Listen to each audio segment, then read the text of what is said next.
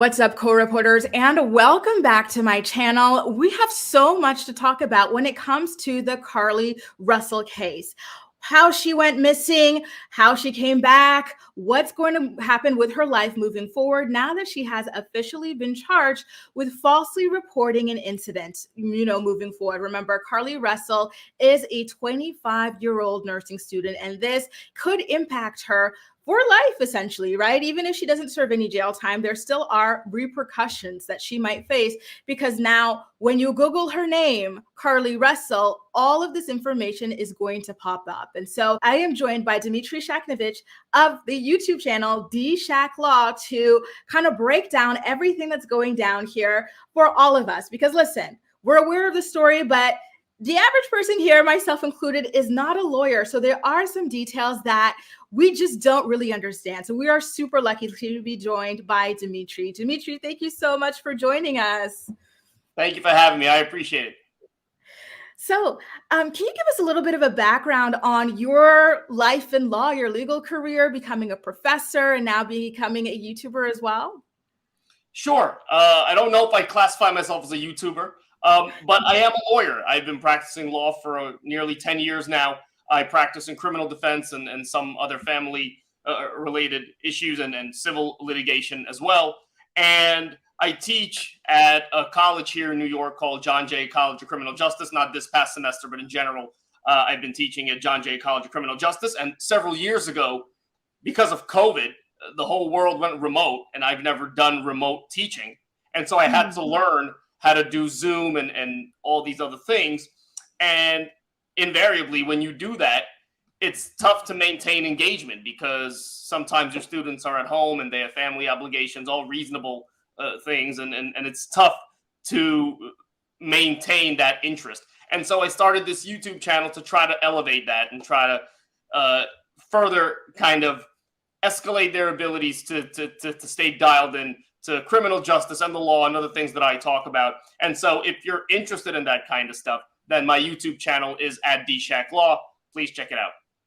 That is absolutely incredible. It's funny how you're going so far above and beyond for your students, because obviously for me being a full-time YouTuber, I know how much work goes into putting in videos, the thumbnails, the descriptions, the titles, everything, and promoting it. So the fact that you're doing this just to help your students is so incredible. I hope they are appreciative of all that you do, because it's a lot. I love that for your students. They're so lucky to have you. Yeah, I appreciate it. I don't nearly devote as much time to YouTube as other people do. Obviously, all of my time virtually goes into representing my clients who deserve all my attention and are entitled to all my attention. So that is what I do. But I like doing this. It's interesting and compelling sometimes. And so I'll continue to do it to the extent that time allows. Good. I love it. So let's get into the Carlee Russell story. This has to be one of the wildest stories that I've seen in a while. Okay. And so I just want to know kind of your sort of overview of the situation from the beginning, how she filed the report to how we are here right now. So how did her story sort of begin to fall apart in the eyes of the law? Like, where did she go wrong in reporting herself as a missing person? Well, look, I've said from the very beginning, and I'm not an idiot, so I know how people perceive this stuff on the web and on social media and so on and so forth. It was incredibly important to let the police do their job and conduct their investigation, because if and when somebody would have been arrested or charged or indicted or tried for any crimes here, it's important that the police gather evidence the right way, search for evidence the right way, maintain leads that are appropriate, and conduct themselves in accordance with the law, right? Because if and when certain pieces of evidence go to court in this case, it's important to make sure that that evidence is sufficient and may be admissible. So it was very hard to maintain patience for a lot of people. Now we're at a stage where it seems a bit is more clear, not nearly everything, but a bit is more clear. And we will see how the criminal justice process plays out as it relates to these two misdemeanor charges that it seems that she's now charged with, and the court process that follows those charges. And so in speaking of how people are not as patient as they should be these days, with the rise of true crime podcasters, YouTubers, tweeters, etc. How do you feel like that has impacted, investigations these days? Like, for example, with the Carlee Russell investigation, I'm sure that there were some amateur kind of like online reporters and whatnot trying to solve the case. Well, it's important, number one, to talk about the actual facts and not speculation and rumor and so on and so forth. The problem was, in this case, nobody knows what the facts are. I still think that very few people know what the facts are. And what's important is for police, and folks were expressing frustration about how the police weren't coming forward, providing the public with information. The police had a job to do. And it seems like, at least for now, they did that job in ascertaining what actually happened, to the extent that they know. And again, I'm sure there's some things that they don't know, and there are even more things that the rest of us don't know. So that idea that we should all be patient is still in play. And now, when it comes to her being charged, she was charged with falsely reporting an incident, for example. So those charges, I believe I remember reading that they carry up to 1 year in jail or prison. What is the likelihood? And maybe can you clarify what those charges are and what the penalties can be? What is the likelihood that she will serve time versus having community service or paying a fine or something like that? Sure. So a few things. These two charges are misdemeanors, right? Misdemeanors generally allow for up to a year in prison, in jail. Now, look, in terms of the policy considerations here, generally speaking, right, prosecutors' offices do not like to prosecute people that report crime, right, even if that report turns out to be false, right, because the idea is you don't want to disincentivize victims from coming forward, because it can be a slippery slope. Certainly, most people that come forward with crimes that end up being untrue don't just make them up out of nowhere, right? There may be a mistake made and something of that nature. So you got to be real careful before you prosecute people who report crimes, right? Our system is dependent on people coming forward and reporting crimes. Now, in terms of how the case will play out in terms of the penalties she'll get, whether it'll be incarceration versus something else, that will largely depend on her, on the reasons why she committed these crimes, assuming she did commit them. Again, she's charged with these crimes. She's innocent until proven guilty. Again, I know a concept that is hard to abide by, given what a lot of people think they know. But it's important to say that she's alleged to have committed these crimes. She hasn't been convicted of anything yet. And if and when there are plea discussions engaged in, and so on and so forth, it will depend on the reason behind why she committed these crimes. And depending on that, punishment, which is sentencing, which is what you're asking about, will be a mitigation decision, right? A decision that encompasses her background, her life, her criminal history, so on and so forth. Generally speaking, depending on where you are in the country, people that are charged with misdemeanors for the first time do not serve any prison time. But again, every case is different and fact specific. Guys, if you're just joining me, I am joined with Dimitris from DShack Law. He's got a YouTube channel where he provides legal commentary videos. If you are interested, make sure to hit the link in the description box down below to check out his channel. So, Dimitri, you mentioned something that I thought was really interesting, which is that typically police don't want to actually prosecute or charge people with false crime reporting, because at the end of the day, the system depends on people reporting crimes. So why is that? Is there any kind of study that has been done on why people might falsely report a crime? Is there kind of like a correlation between maybe mental illness or anything like that, or kind of, anything else, abuse or what have you? Well, so generally speaking, let's step back and talk about crime in general.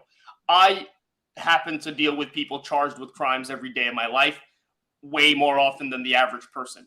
And so I can tell you that generally speaking, people that are accused of crimes or even convicted of crimes are not evil people, generally speaking. Once in a while, you'll get somebody that just gets a kick out of causing harm to others. That's very rare, very rare.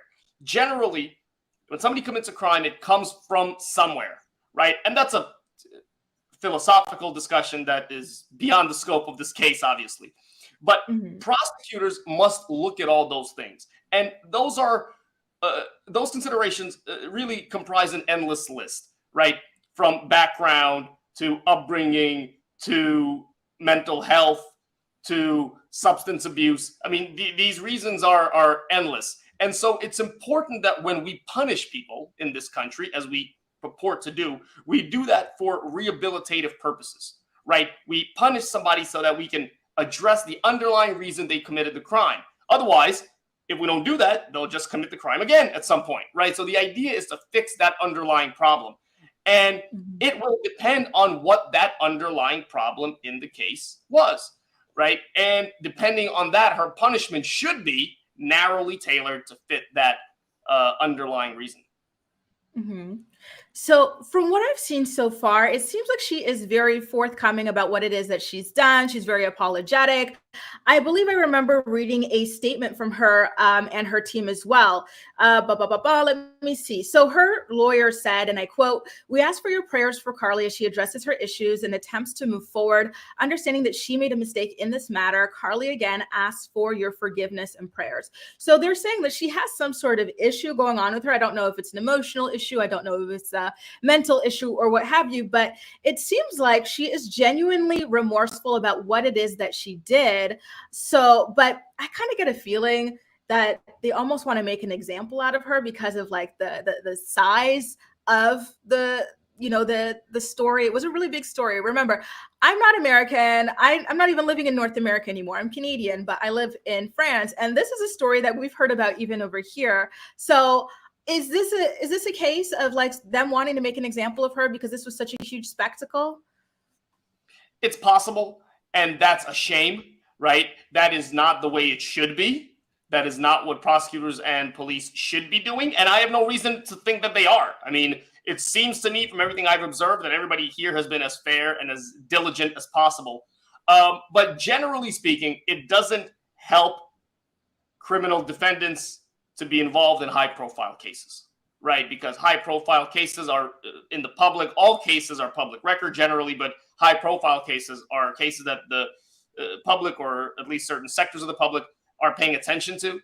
And so that's generally not helpful. But that doesn't mean that the prosecutors and the police won't do a good job and won't be fair. But again, if that's the case, that's a shame. And I don't see any evidence that that is the case. Hmm. So let's say she is prosecuted for these things that she's been charged with. How would this affect her career moving forward? Carlee Russell, she's 25 years old and she's in nursing school, presumably to become a nurse and work in healthcare one day. Can this sort of derail her plans? That's a great question. Very few people ask me that question, but that's actually a terrific question. A lot of people think that if you're charged with a misdemeanor, which is generally deemed a low-level crime, that you really have no consequence because you generally don't go to jail. You generally don't have to pay money that is of any large sum in restitution. Community service is generally not anything too prohibitive. But you're absolutely right. A misdemeanor is a crime. And if somebody is convicted of a crime, they have a criminal record. And in some places, you can't get rid of that criminal record that easily. And so in this particular case, what matters, and really in all cases, what matters isn't so much how the case starts with the arrest, it will matter how it ends, right? If the case is resolved by way of a plea or at trial in some way with a criminal disposition that will give her a criminal record, for sure that will impact her life, right? And that will Mhm. impact anybody's life. Any doctor, lawyer, nurse, teacher, anybody who works or is licensed by the government, by the state, typically has to report criminal offenses. I presume this will be no different. That doesn't mean she'll be prohibited from working. That doesn't mean she'll be, have her license taken away. None of that. While that's possible, that's not predetermined. But there is a process where you have to report these things, and sometimes there are hearings held and so on and so forth. So getting a criminal conviction is a really, really big deal. Mhm. Oh, that's quite scary for her. Speaking of plea deals, what sort of plea deal might she be offered in this situation? Oh, well, that there is a whole range of options, right? There are a whole range of options that are really directed towards what the courts call diversion, right? as I said earlier, because the courts are generally interested in rehabilitating defendants, most courts around the country at this point have diversion programs where they divert people from the court system to other social programs or alternatives to incarceration, as they call them. Mm-hmm. And, that could be mental health treatment, that could be some other sort of treatment, that could be counseling, that could be community service, there could be monetary penalties involved, a plethora of options that the courts have at their disposal to make sure that the result here is fair. Okay. So as someone who knows literally nothing, so for example, if she were to offer, maybe paying a fine or doing some kind of community service, would that be in exchange for this not being like, this wouldn't be on her record, right? At all?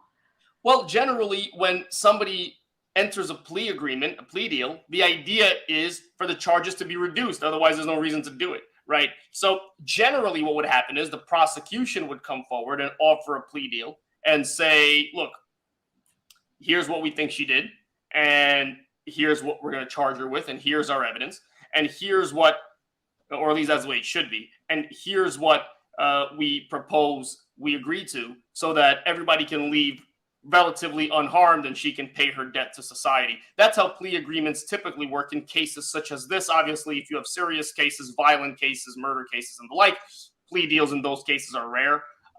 But in a case like this, that is certainly a possibility. Okay. And what is lower than a misdemeanor, or is misdemeanor the lowest? Misdemeanor, generally speaking, again, is the lowest crime, right, in many places. Other violations of the law, let's say, exist. Here in New York, for example, you have a disorderly conduct. It's basically a violation of the law. It's not a crime, but it's something that will, again, give you that violation for a certain period of time before it's sealed. So many cases have that. In New Jersey, there's something called a disorderly persons offense. They have municipal ordinances. So every state has its way. Generally speaking, a misdemeanor isn't the lowest violation of the law. Mm-hmm. So now I got to ask you, as a lawyer, did you think that it was smart for her legal team to come out with statements admitting fault and whatnot? Is that something that you would have done if you were representing Carlee? It's tough to say because they have all the evidence and I don't, and they have all the information and I don't. I would like to think that what the lawyers did was done for a reason, right? What you're implying isn't wrong, right? No lawyer wants to admit fault or guilt or responsibility on behalf of their client. But I would assume that their lawyers know that and that they're experienced, good lawyers. And they probably did that because they thought that would benefit her in some way. And they probably did that in lengthy consultation with her about the pros and the cons of what can happen. And they probably did that after talking to the police and prosecutors, right? And so I assume that what we see on the surface isn't what's going on. I assume that the lawyers made informed decisions, as they should and as most lawyers do. Mm-hmm. And so speaking of what's going on, what can we expect now moving forward now that Carlee has been charged? I'm not aware of whether or not she actually spent any time in jail or whether she was just there to get the mugshot, be fingerprinted, and kind of be released on bail or anything like that. What's happening? What happens at this point typically? Or in this case, if you're aware of any details that I haven't seen yet? Well, what happens is largely dependent on what's already happened. Sometimes in these cases, lawyers will get together with prosecutors, and even before the surrender happens, which is the precursor to the arraignment, prosecutors and defense lawyers work out what will happen. And so it's tough to say right now. Generally, the way a case would work is you would come to court, and on a misdemeanor, there would be discovery turned over and document exchange and hearings and trial prep and so on and so forth, a process that could last many, many, many months, if not more. But in this particular case, because it's so high profile, I'm assuming there was some arrangement entered into between the lawyers, the prosecution, and the defense to work towards a resolution. That would be my inkling here. Because you can't try this case because she effectively admitted guilt through her lawyers. So there's not much to do other than to reach a peaceful resolution. That's my estimation of what's going on based on what I've seen. Mm-hmm. And what would be a peaceful resolution, in your opinion, as a lawyer? So again, I'm assuming there will be some violation of the law plea, either to a misdemeanor or something else, and possibly some programming, some alternatives to incarceration, some diversion programs. I don't know about financial penalties and something like this, but it would be something that should be, again, narrowly tailored to address the reason why all this happened. Mm-hmm. So I'm not sure if you're aware of the Jussie Smollett case that happened. I think it was last year or the year before that, but he essentially had his own hoax. He claimed that he was hate crimed. I don't know if it was because he was Black or if it was because he was gay or a combination of the two, but he essentially said that people threw like a noose on him, etc., or beat him and stuff. And then he was eventually kind of charged to jail time, I believe it was. So why do you think that in that case he was charged to jail time instead of kind of, getting evaluated to see what would drive him to do something like that? So exactly right. I'm assuming the reason that happened was for a variety. Well, number one, perhaps there was a stronger case on the facts for the defense, right? If the defense goes to trial on a case, they have to have a good faith defense, right? They're not just going to go and fall on their sword on all points. So there must have been, I know about the case. I don't know every detail about the case, but there must have been some theories of plausible defense that they put forward, right, to a jury. So that's number one. Number two, and you're absolutely right, you hit that nail right on the head. What was the reason why he allegedly did this, or now if he was convicted, why he did this, right? That's the key. That's the key. Maybe prosecutors were less willing to work with him in this case. Maybe in Carlee Russell's case, they'll be more willing. That is all dependent on what's going on underneath the surface. You understand? Yeah. Okay.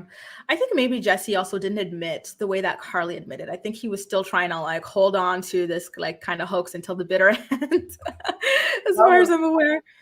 And again, that's a decision that clients make with their lawyers every day, right? I'm going to be charged with a crime. What do I do? You get in touch with the prosecutors, you look at the evidence, and you make a determination with your client as to next steps. I'm assuming they did that in both cases here, just with different results. Exactly. So now let's say, again, hypothetically, she were to be convicted. How does getting your record expunged work? Is there a certain amount of time that you have to wait before you do that? What's the likelihood of this being expunged from your record? It really depends on the state. Every state is different.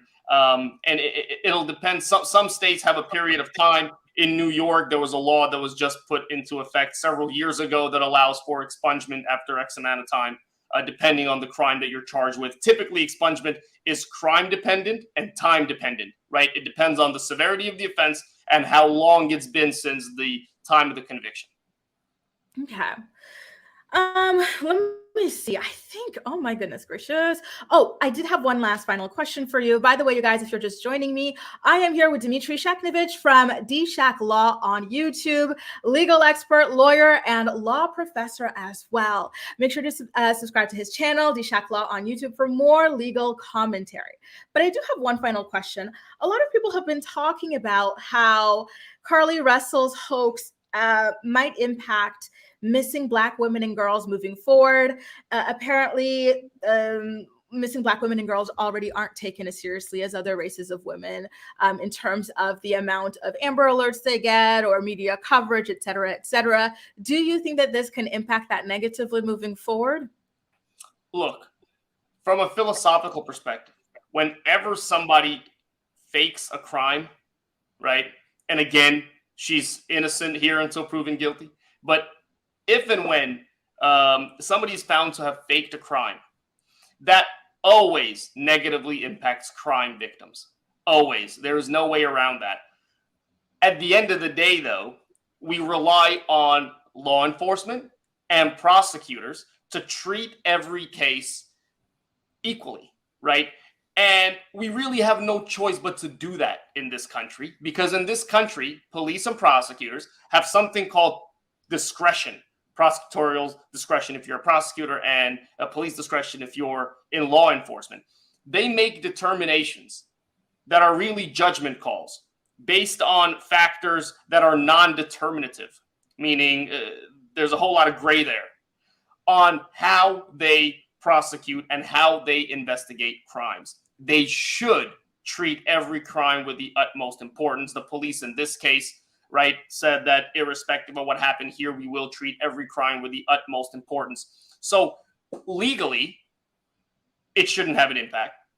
We would hope it shouldn't have an impact, because otherwise you can blow your brains out, right? The idea is that we have to rely on these people to help us maintain order in our society, right?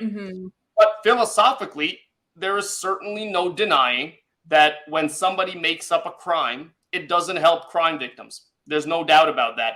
And again, in this case, it's important to wait and see what actually happens in this case, whether she'll be convicted, and if and when she is convicted, if she's convicted, what the reasoning behind all these things were. Those are all important. But from a largely kind of broad philosophical perspective, you're absolutely right. Crime victims are often negatively impacted by this kind of stuff. Oh, it's so unfortunate. And, sorry, I did forget something. Her searches on her computer, what was that about? Was she searching on regular internet? Was she at least incognito when she made those searches? Like, what was that? First of all, anybody here who thinks that they're going to search incognito and the government won't be able to find what you're doing is silly. Anything in 2023, you better operate under the idea that whatever you do, anybody can find out. It's a lot easier that way if you set your expectations appropriately. Incognito is not going to provide a real layer of protection against what the government can see. And these days, that kind of stuff may be evidence, right, of intent and of other things. And so, it's something people should be aware of.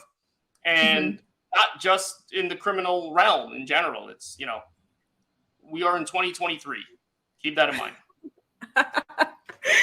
Goodness. Oh my God. Guys, this has been so incredible. Dimitri, thank you so much for joining me here. Your wealth of knowledge is just, wow, ever flowing. And we're so lucky that you were able to share with us. Again, Dimitri has a channel here on YouTube called D-Shack Law, where he shares more legal videos and commentary. And you're quite regular with your uploads as well, Dimitri, I have to say. I try. Again, thank you so much for joining. I have a link to his YouTube channel in the description box down below. Make sure to check out his channel and subscribe for more videos as well. We'll keep you posted on the Carlee Russell story. Okay, you guys, make sure to leave all of your thoughts and opinions in the comment section down below. And as usual, we'll chat. Thanks again, Dimitri, for being here. Thank you for having me. A lot of fun. I appreciate it. Of course. Bye, guys.